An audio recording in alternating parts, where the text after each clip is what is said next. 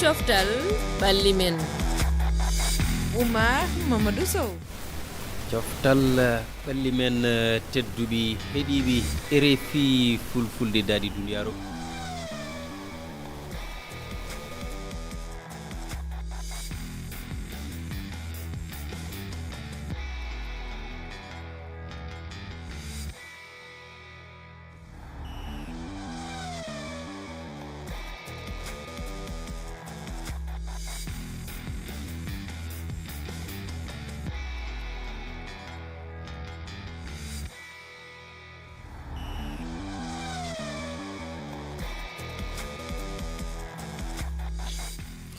tedduɓe heeɗiɓe on jaafama on ñagama yafuyede caɗele seeɗa ɗum noon tedduɓe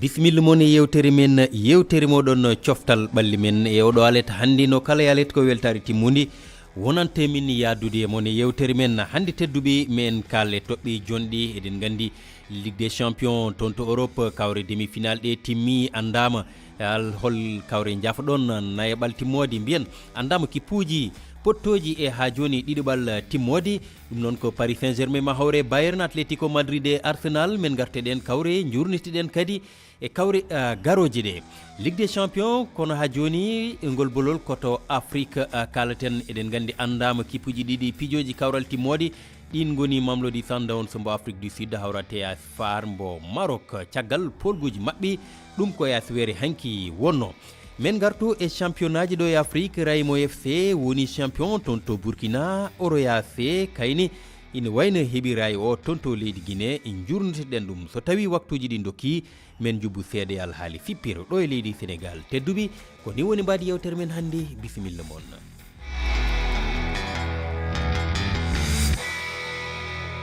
to karallagal to ko Saran Doumbia hidani en toon mo ganduɗa ko Cheikh Ahmadou Bamba Diop to batte ayawaji to tedduɓe on calminama onon kadi rewdiɓe min e médiaji meɗen rendo ha tengti helle meɗen Facebook on calminama no fewi kuuɓal ko weltare no kala yontere e yadude e mon ɗo banggam ñamoɗo Dieynaba Sow mi salminima Dieynaba mi salmitima Oumar en calmini dendagal heɗotoɓe daroɓe men kala ko noon sikki ala ɓe calmitimoma Harouna Deme heeɗiɗi banggam nanoɗo no kala yalet mi salminima ceerno Harouna mi salminima ceerno Oumar waɗa calmina kala hettiɓe en ko noon ɓe calmitima sikki ala e ɗum Yero Mangara ha toon to Paris la France mi salminima Yero mi salminima mi juurimama ceerno Sow mi salmini ɓe gonnuɗa e studio ɓe foof e keɗotoɓe RFI fulfulde ko noon Yero Mangara yeeso ngono laaɓi hannde o kikiɗe noon mi anda so tawi mataw ko match mataw ko match Arsenal e Manchester City o jeeɓannoɗa mbeɗa sikki Yero a yeeɓi kawral ngal a yiɗo ngal jooɗi hannde amen jogui nangue so nangue fuɗi ɗo tan min fof wadde gueece ɗe laaɓi Yero haɗen woɗɗoyde yewtere nde e Premier League eɗen gandi kawral mawgal no fadino ngal joofi joni polgu Manchester City 2-1 e dow Arsenal mo ganduɗa sikkinomo hikka kam sikki ala ko kamɓe ɓamata championnat o ɗeɗo ɗi dumunnaji kala eɓe goni e caɗele oɗo saaha noon eɗen mbawi wiide ɓe poti hayso tawi ko Arsenal daɗini toɓɓe tati tan ñalɗi battidiri ɗi alhaali o laaɓa ko noonu ɓaade Arsenal kañum kam ko wiyete ko aɓe jogii fetel mo ngannduɗaa par ce que Arsenal woni joom fetelaji min mi sikki noon kamɓe fetel maɓɓe jogii o ko warde hoore maɓɓe tan ɓe mbaawi ɓaade a waawa ardaade neɗɗo o ko ɓuri poñuuji sappo hannde ko poñuuji tati ngoni hakkunde mon te kanko duuɓi ɗiɗo ɓennuɗi fof ko ni wayi gila Arsène Wenger avant mo yaha ɓe mbaylii ɓe gaddi entraîneur keso eltowo keso entraîneur jinni tan heddi toon Unai Emery yehi ɓe gaddi oɗo Arteta kono haa jooni dal hitaande kala ɓe mbiyat mami ɓe ɓadima kono dal ɓe ƴettata so feccini tan ay match ɓe piyat yimɓe ɓe piya ko ɗum ɓe ngoni wadde ni min noon mbeɗa hulani Arsenal ɓaade poñuji tati heddi hen ko kañum ɓe daɗiri ɓe poñuji tati ɗiɗo noon sadari so City gagnima kañum artoto ɓaade hay golovérage ko wiyete ko bituji markaɗi ɗi ko goto ɓe ɓuriri ɓe nden o match garowo so City marki goto tan sa renaki ɓenniɓe ko noon City ko Crystal Palace ina wayno fijjata e Dieynaba no jiirɗa ɗum haade meɗen diwade nden toɓɓere jirum tan ko Arsenal jogii caɗeele woni mum sabu ɗiɗo ko sakkitii ɗo ko fof ko nii tan City waɗata mo yahat wona e geɗe mum walla woppa mo accat haw faando tan jagga mo e laaci rutta mo caggal bosa mo te ɗum ɗon ɗesi hawnaade te so reenaaki ne waawi o ñakki ɗum sabu City oɗo saani heddora potital gootal so a ƴeewi kadi wonɓe yeeso mum seɓori so a ƴeewi Arsenal woni yeeso mum ko en Newcastle Crystal Palace e ko nanndi heen ɓen fof nen ɗon wiiɗo mo fotta e muɗumen o foola ɓen ɗon pottitte fof mbeɗa sikki City foolde pottitte mum fof gonɗe yeeso ɓuri weɓde ko Arsenal foola pottitte gonɗe yeeso mum ɗe fof eywa ɗon noon haalanin ɗon Harouna an koto liga jiɗmami nawde eɗen gandi dawal mawgal hanti afima hakkude FC Barcelone e Real Madrid wara ɗawi kam liga eywa eɗen par ce que mbeɗen an kalta toon go kalta toon ko welata Moussa Bari e o mo ganduɗa Fouseyni Tall en jii hanti kam dawal ngal yaaji toɓɓe jeenayyi hakkude mabɓe e oɗo saaha eɗen gandi mataw ko ɓurani ñalɗi jeeɗiɗi walla jeegom ko heddi toon toon kam mataw hanti no wawi wiide seeɗama weddama jambere walla sikki kawis ene wawi wadde Harouna kawis wawa wadde hen saabu tolniɗo to Barça fettato ho mi sikkani so tawi eɓe piye kawri taw Real no kawreɓe keddorade fo maɓe piye alay sago piye haw Real ne kañum fiya ha heddora ho foof oɗo yimɓe fof no gandi Real wa fiide heddora ho foof saabu no fettirta hikka ni wona pettugol ngana nawmaɗa dañaraya eywa ɗon noon ko caɗele ɗum noon jinnuɗen fuɗɗorade kono walla gasi ene heddi balɗe nayyi pette nayyi ne keddi yeeso kono hankadi goto heɓtade ay goto wawi heɓtade Oumar wuro wumɓe ko ɗokko laamoto ɓe kawi hande nayyi wiwa wuro wumɓe ko ɗokko laamoto hankadi capantati Harouna ma jafoɗa ɗum koko ɓoccitimi kono ko hunde fonde haalede kono Bayern woni champion ham capantati lawol capantati banggue hankadi ɓe cali tan helide champion ene Bundesliga noon wona ñeh ñebbi ko Leverkusen tan sippirte e maɓɓe seeɗa ɓe duña ɗum yaha kamɓe tan goni toon kay icciltoɗe ewa en kalino nani e gardini ndi championnat ji ɗi ganduɗa ɗo e Afrique puɗɗima jofde enen gandi toon to ɓuuri caggal kawral mabɓe battinigal ñande 12 ndu lewru hakkude mabɓe e Real du Faso wonno ɗum ni kadi enen gandi en saaha wona saaha fo haale kono tan woniniɓe e kamɓe kala weltare en jahat ha joni keɗoɗen ɓe ganduɗa ko wamboɓe e jingunoɓe e ngal ɗon diɗɗal Raymo fe Raymo waɗi golle lobɓe ɓe keeɓi desawal ngal heddi ko amin cabbi ɓe kaɓa rayeji goɗɗi wona coupe des confédérations emin caggal mabɓe emin belti noon no feewi sanne. On a été patient avec les enfants et maintenant ça commence à donner fruit. Min ɓooyi muñande sukaɓe ɓe hande min jii jencuɗi ɗi ɗum bettani min sabu kala ni wadde ko ɗum saabi caññodiral e gowwodiral waɗi hakkude mabɓe golle jokki ko ɗum rokki min folde championnat o hikka bobo fof weltima. Toute la maison est content, Bobo est content. Bobo Dioulasso ina wayno ko toon kay on club dawi Raymo fe o waɗi ɗum rayeji tati caggal ray maɓɓe gada tati e ɓeyden hen eɓe jogui super coupe hitande ujunde nogas ɓe keɓno ɗum Yero Mangara no jiirɗa darde ɗiɗo club aji Afrique iccillotoɗi e te en nani ko haali eɓe jiiɗi e ha joni eɗen gandi ma yah e Ligue des champions africaine e ko nandi hen nde tawno Afrique hirnagui ina ɗawa e woɗɗoyde ha joni e ngol folotira Ligue des champions ko fuɗɗi yeede e koɓe goni e hollirde Yero Mangara. aɗan ɗum hollirta ko liggey ne woodi te neɗɗo so tawi aɗa saña ka cañowo aɗa wawi sañde kala ko totteɗa aɗa sañat ɗum moƴƴa jeyɗo Raymo ko Raymo wedrawo ko on nden kon sukaɓe tan ne wawi wonde ko ancien international burkinabé kanko inniri équipe o hoore makko ko kanko ƴetti équipe o mahi ɗum o fewndi ɗum ɓaade kanko kopet inde mum fewda ɗum elta fettoɓe ha ƴetta coupe laabi ɗiɗi ne faye laabi tati ne wiye joni ne faye Afrique wondi ko neɗɗo saɗa totta neɗɗo hunde tottu ɗum ganduɗo ɗum tottu ɗum ko wawi e kadi ko softani e wonde e yiddi ko noon ko ha joni e championnat ji ɗi mbo Guinée toni kadi ina wayno laatima ina wayno polgu championnat ɗum ko heccanki wonno ɗum ni kadi ko hunde nde ganduɗa kadi ko weltare mawde e jibinani ɓe ganduɗa ko wonɓe toon ɓe en keeɓi haala goto e fijoɓe on ɗon kipe Horoyase haala kam Mamadou Diongasi Ba ɓamanen on Mamadou Ba ko lié droite e ha joni on kipe Horoyase en keɗotombo ha joni haala makko ko miiji hen ina wayno e caggal polgu mabɓe ngu garten. Milo woni champion Afia woni champion hakkunde ɗum tawi ɗum no fof hoore ya perdi titre maɓɓe on tawi perdi bawgal maɓɓe ngal d'une part selon ko ɗum min jokki fi etagol fi junnutugol hoore ya nden inde nde ɓe jokkitino ɗon ɗum min jokki jugol ligue des champion ko piyum kon tawanedema hoti no faalanno hiyeno nanayno ina ligue des champion africain mais a joui ɗum no wota ya woni champion eno ɓe koccuɓe haalanno men inni si son golli moƴƴa on dartike on joui collectivement on jonnidiri juuɗe on fof o wawa yaltugol yawon jon sur le plan international haray ko welo tiiɗugo welo ngo mi faalanno représente gol hooreya sur le plan international ko welo moƴƴano men fuu men weltori ɗum golle jiwdare par ce que goto to wata wadde ɗum noon ɗa weltani tela entere amen ɗen fof e bawgal Allah junnutugol mo inde hooreyande jogitino nden avant ɗo ha e leydi e goo Haruna Orea se kam meɗen gandi ina wowi ɗum ɗo nde tawno ko ina wayno ray maɓɓe jeenayi ɓiije ɗen mbawi wiide nder duuɓi 12 ɗum ɗon famɗani firtukeɓe daari darde tengtude kono ha joni no mbinomi yero etama club aji ɗi yo jaltat dawal yo goɗɗoyte no feewi e pottitte ɗe ganduɗa ko club aji ɗi africainayankoji ina ndenno ɗum e ummide e calɗi goɗɗi e nder afrique eyyi aɗa andi kamɓe leydi maɓɓe kamɓe ɓuri toon hewde doole hannde no wawi wiyede saabu fododirtude maɓɓe heno seeɗa kalum hetti joni caggal e duuɓi ɓattinirdi Orea hitande foof ne heewi wadde he wayni kono noon soɓe jeehe Afrique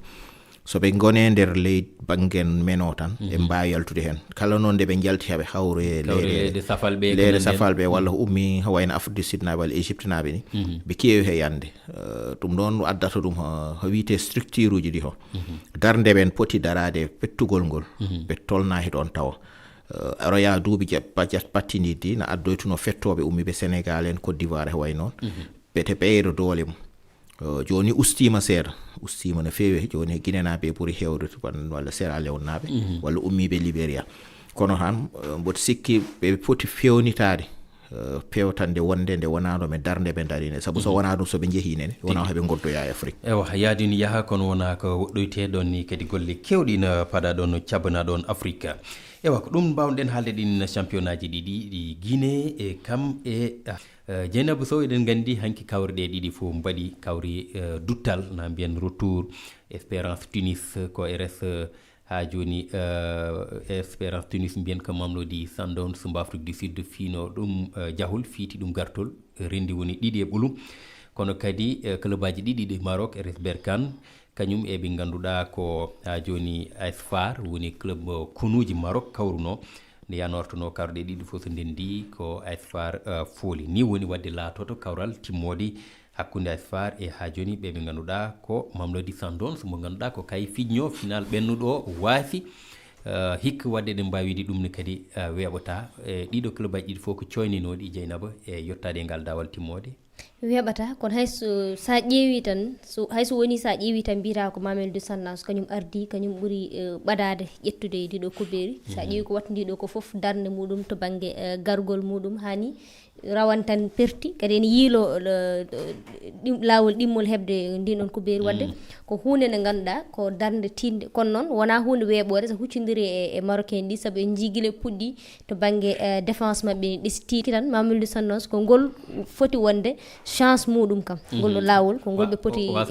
wasa ɓoccitade saabu saa foof aɗa yaaha final walla saa foof ɓe jaaha demi final ɓe dutto daña bettere wadde ngol ɗo lawol kam mbeɗa sikki so tawi kay ala ko woni ɗon tawi ala ko soomi hen ngol woni ngol maɓɓe tawima Patrice Motsepe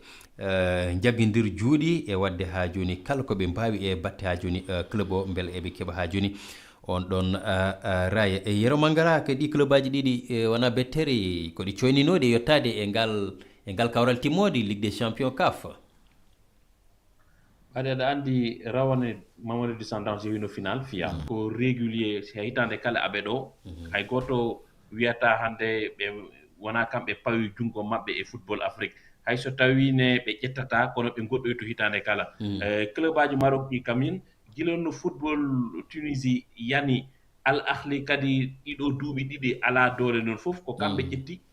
rawane ɓe jeehi final hikka kadi équipe maɓɓe yeehi final ko litu ko aɓe liggo Mamelodi Sundowns lawol gotol ƴetti Ligue des Champions ko gonga nden ko Pitso Motsimane wonno entraîneur mabɓe o yehi Al Ahli o ƴetti toon kadi coupe d'Afrique Ligue des champions ji laabi ɗiɗi holirta tan ko liggeyo neɗɗo kala jiɗɗo gagnade koma liggoɗa Mamadou Di Sandance holliri ɗum ko ɗum ɗon marocain ji ɗi koliri kadi ko noon Yero Mangara e jungo maɗa a funnama ɗum noon tedduɓe en jawtate goɗɗum.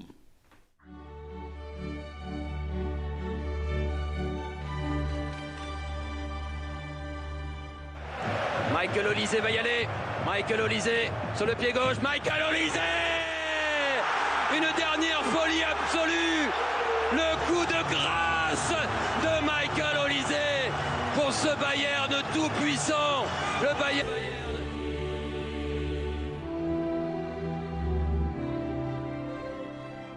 Den habbi hakkunde ɗum wonono Paris Saint-Germain e Bayern Munich, Arsenal e Atletico Madrid. E joni min kam mi hokkam pronostic am mi anda ko goɗɗo de ka min Ligue des Champions final o Arsenal kañum e Bayern fittamo. Arsenal e Bayern ko ɗum ɗon ɓurum ɗaminade ɗum ɓurum jikkude inchallah.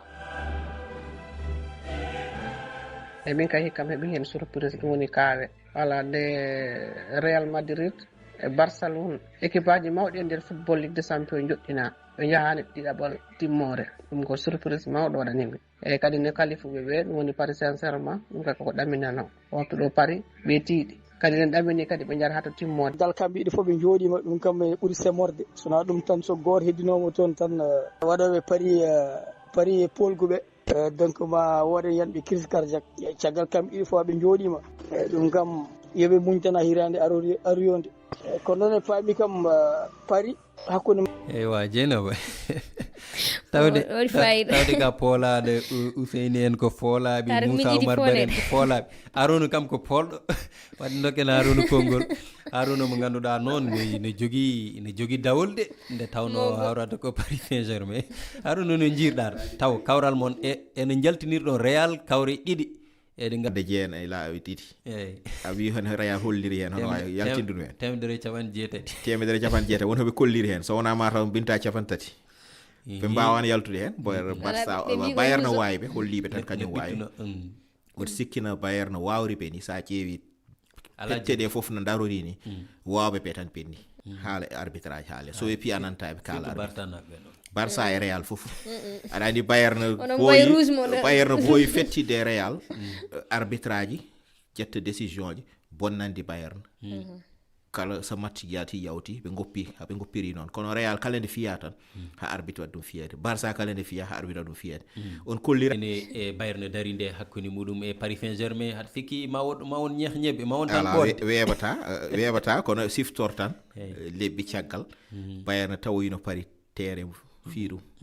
eywa Yero Mangara eɓe gandi lawol eywa Yero a rewndima kawral ngal no jiirɗa ɗen ɗon kawri ciftini altugol ha joni FC Barcelone kam e Real Madrid hay so tawi ko Atletico Madrid woni toon lomto kippuji Espagne ɗi an kam no ɗum windiri ni ko ɗum cabbinoɗa walla aɗa jogui en bettere seeɗa enen ko ɗum nangunoɗen dimanche oɗo ɓennuɗo en mbino équipe aji ɗi Arsenal ma ɓennu Paris ma ɓennu Bayern janoɗo fi Real ma ɓennu coolo goto no yimatno kañum e guitare mum Real Madrid ko to wonno woni même yokmo o yimtati o wiya Real Madrid natti wonde to wonno neldumum Barça kañum kam neldum manda o waɗa level on mata ko jumnaji de mbe sigi woɗɗanimo de Yero on biyo nono Barça ne mbiya naate Atletico nde ponno ƴewtade koye men eywa Dieynaba Sow no jiiruɗa Bayern yaltiniri ɗum beele wona nani a haali haɗa wi Bayern ko Allemagne tan woni no rippu ino diglu sukaɓe beele kadi Espagne ɗiɗo club aji ɗiɗi mawɗi ɗiɗo duuɓi battidiɗi en tout cas ko yiya hayso tawi mbaɗa daawi moƴƴi e ha joni phase gadotoɗo e format kesso Ligue des Champions e kawre batte ɗe hitande kala ke caɗe koye Barça saabu e duttol ngal hewɓe jaggino kam waɓen yam foof jaggino Barça ne wayata saabu match uji ɗi foof min mbinom ni ko hewɓe leeri kono hakkude Barça e Atletico woni ko suwa leerde saabu en jaggano Barça ne wawno hunde fuɗɗi tan Barça loggi ɗiɗi te hunde fuɗɗi loggi ha yakare dari mi sikki way tan kono wayno hakkude mabɓe coupe du roi ni ɓe poolin nayyi Barça arti tati yeehi ha ɗamani guila idan pottal idalngal Bayern no holliri hen hoore muɗum gilden anno wona hunde weeɓore Bayern hande o Real ara as woni yimɓe fof mbiyata Real Ligue des Champions Real dernière minute e fof kono wona hunde weɓde o ara o folta Bayern ɗum ɗon ko hunde nde ganduɗa yimɓe fof ne ɗamininoki ɗum hay so woni yana ha ɓoyde mi jaggina ne feeya ɓoye mbiya ɓe jaggito e rouge ɓe dugde mbaɗa ma wana 2020 pronostic o no wayata ni cikkuɗa min jaggi tan kam woto hul haarunde haaltan miijiɗa ala wulani haarude kono mbeɗa jaggi tan kam Bayern en dari no feewi kono mbeɗa jaggi tan pari ne wawi ɓennude yeru mbiɗa hoɗum nandata mbimi match o ala ni sikki ala hen o pari mo jimi ni mbeɗa wawi wadde parier haalisam ko jaho final kanko wawi équipe aji fof en tout cas won biɗuɗo e nder ɗum ɗo e hettiyankoɓe men ɓe ko Bayern kañum e Arsenal mbaten aussi yejjidde Arsenal hay so tawi no woni e caɗele en kaali nani joni ko fiyaɓe hannde kadi e runo an kam mataw ko hebde Atlético ɓuranma so tawi a fooli hedde Atlético ɓuranma hebde Arsenal mataw Arsenal ɓuri te welde Arsenal ha hollibno Bayern yoptode waɗa toon eyo aɗa andi fit nde pettidi nde Bayern fi pari nde hawre Arsenal caggal Arsenal fi ɗum te terrain Arsenal wonno yoptade waɗat